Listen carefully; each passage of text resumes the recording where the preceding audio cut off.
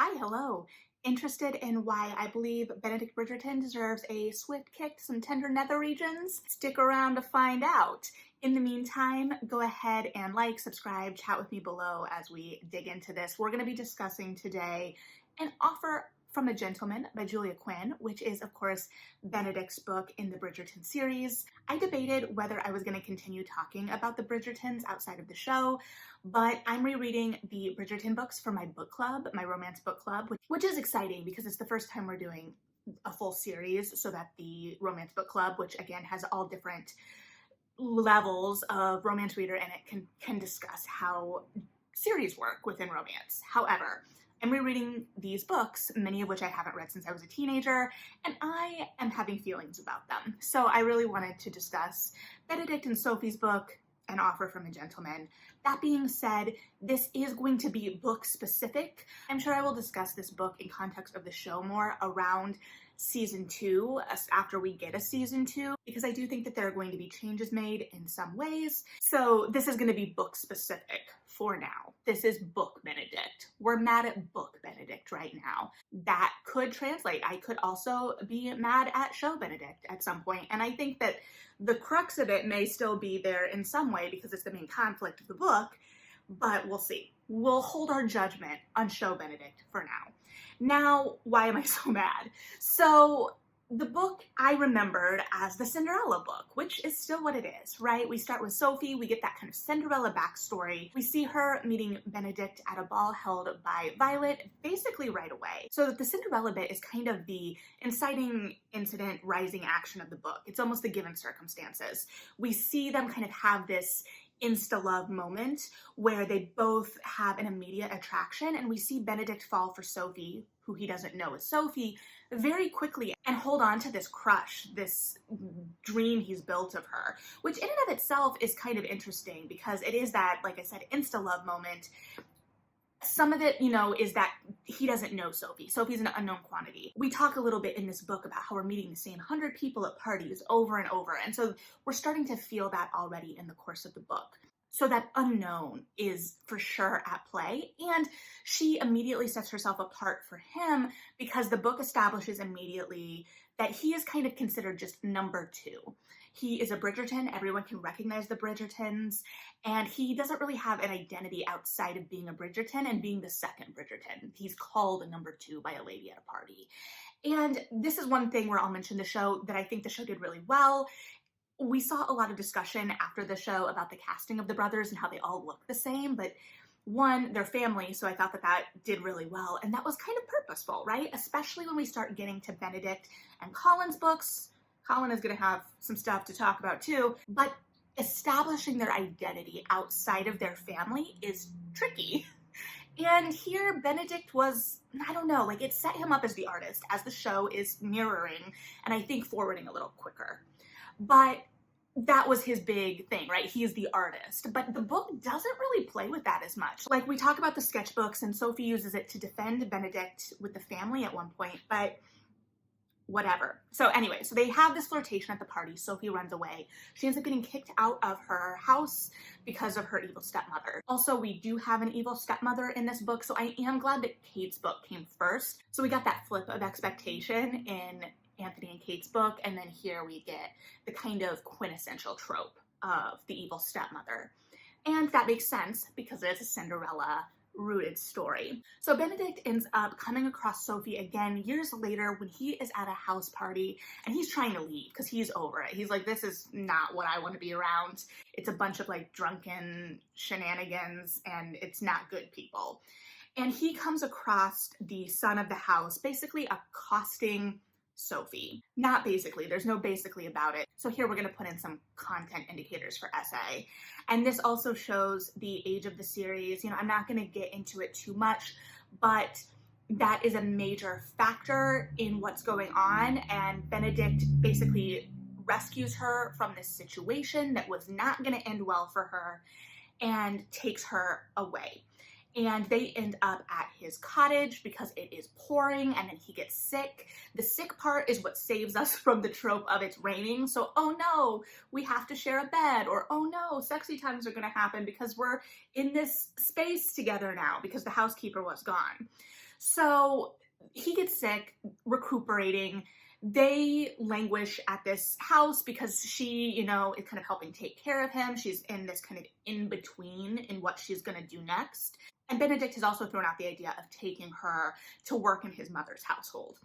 And then feelings get involved. And it's kind of unclear what kind of feelings. I do think that they did get to know each other better in this portion, but I honestly don't feel like we got to know Benedict well enough. We did get to see him a little bit looser. We got to see more of that humor outside of the realm of his family, and especially because within the series so far, Colin has kind of been the go-to humorous Bridgerton. He shows up here to kind of needle Benedict at a ball as well, which seems to be kind of his MO with his siblings to this point.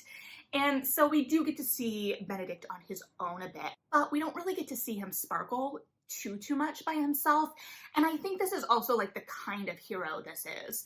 He is very much a man of society. If we put him up against like a Cleopus hero who are very much more active in business and industry and those things. And again, the timing of this isn't perfect for that either. So I don't know, but we do get to know him better. And there is a flirtation between Benedict and Sophie at this house. And I could be on board with that, right? Like I could be on board with that flirtation.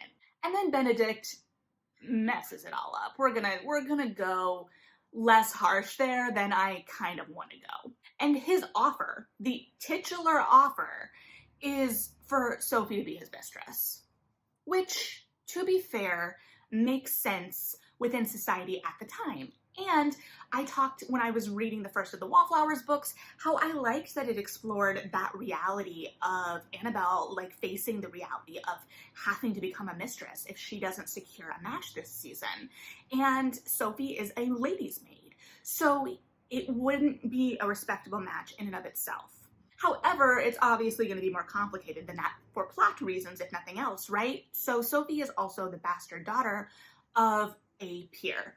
And, that's where we get a lot of the Cinderella aspects. So for her, becoming a mistress is off the table. She does not want to bring a bastard child into the world because she has seen what her place in the world is.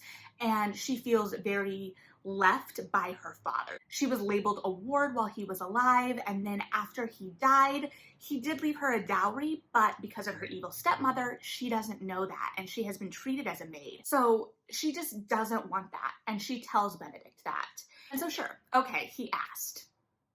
I guess I get that. But then she says no, and he doesn't like that. He thinks he can change her mind, and he basically blackmails her to put her in her mother's household as a maid. And that goes really well for Sophie because she likes the Bridgertons, and the Bridgertons treat her better than she has been treated previously.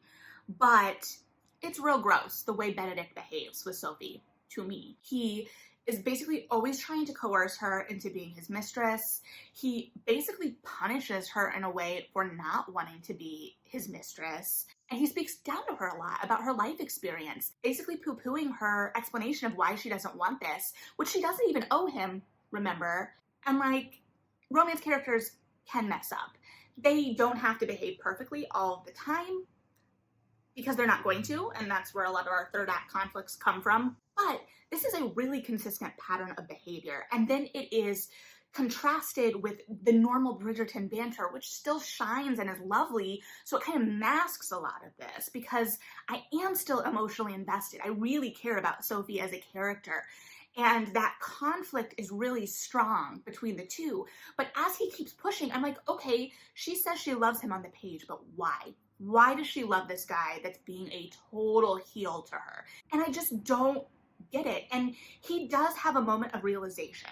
But to me, it's too little too late. He apologizes, but he does not grovel. And she ends up apologizing back to him for keeping her identity from him because he finds out that she was the lady that he fell in love with at this ball, and he loses his ever-loving mind and is not happy and says some very mean things, and that's a generous understatement. And it's just like he's behaving like a spoiled child. And I think that this is seeing, like with Anthony, we saw him behaving like a heel a lot of the time. Truth. But there was also always like this kind of weight to his reality that helped center and ground that for me as a reader. And a lot of times here, Benedict just felt like a spoiled child. Like, yes, he has this conflict of being just the Bridgerton #2, which I am not discounting. That's rough. But we also never really see him striving to make a name for himself outside of that. Yes, he's likable and affable, but we don't really get a sense of that. And then he's behaving like a total tool to Sophie, who has a life experience that he is unwilling to consider. And he's unwilling to consider how his privilege is blinding him to her life circumstances and what those choices would mean for her despite his own instant gratification. And it really makes me question his love of her in a lot of ways. Now, what I do still love is Violet in this book, and I was a little sad because I wanted more of a kind of smack upside the head conversation between Violet and Benedict, because I do not think that she would approve of how he was behaving to Sophie if she knew the extent of it. And the fact that he rescued her from a sexual assault in their first like meeting as actual full humans, and then proceeded to put her in similar positions over and over again, and how the narrative never really grappled with that. How he was using his power and kind of chasing her around the house in the same way that this other guy probably was doing at this other house. Like, sure, the narrative established that she reciprocated to him and that she also liked him, but she had already told him no. And he wasn't respecting that. He wasn't changing the conversation because he was still trying to get her to be his mistress. So we still get to a happily ever after, but I'm not sure how happy I am with it. And I still enjoy these books, so it's hard, and I know that there is a distance, again, to the series and when it was published. I wanted to like Benedict because I liked him in the show, and I wanted to be sympathetic to that second son plight, but he just made me want to punch him straight in the face, and I cannot throw a punch, so that would be really embarrassing for both of us, probably. So I don't know, I just needed to yell about Benedict. Spoiler alert, I'm probably going to need to yell about Colin as well, and I'm sure I'll talk about, again, all of this more in depth when I can look at it in context of the show. And I do think the show is setting up changes, and I hope that they are going to add layers to this conflict. But I don't know, and it's interesting because I remember Julia Quinn's books as really light and playful, and that's probably, again, in contrast to authors like Kleypas and MacLean, who take our heroes outside of the ballrooms a little bit more. And her tone is so light, the comedy is there, the way the Bridgertons interact with each other is still just utterly delightful. So I don't know where I'm left with this. When I was 16, because I think I read it around 16, we'll just say 16, I gave it 4 stars. I, kind of stay away from star ratings on this channel because I'm more interested in talking about the books discussion based. But I do not think I would do that today.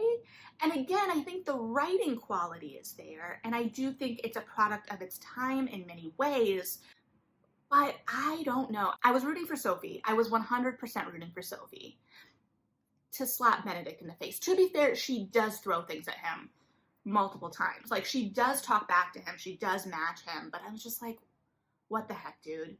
What the heck? I needed much more groveling from you at the end of this book. I'll be interested to hear what your thoughts are, having read it for the first time, reread it, maybe been carrying a lot of feelings about Benedict. Maybe you disagree, and let's talk about that too, because I want to like Benedict. Also, I'm recording this before my book club meets, so that may bring up additional conversation as well, but I just needed to get out those initial thoughts after finishing the book. So thanks for hanging out, have a good one, read something good, and yeah,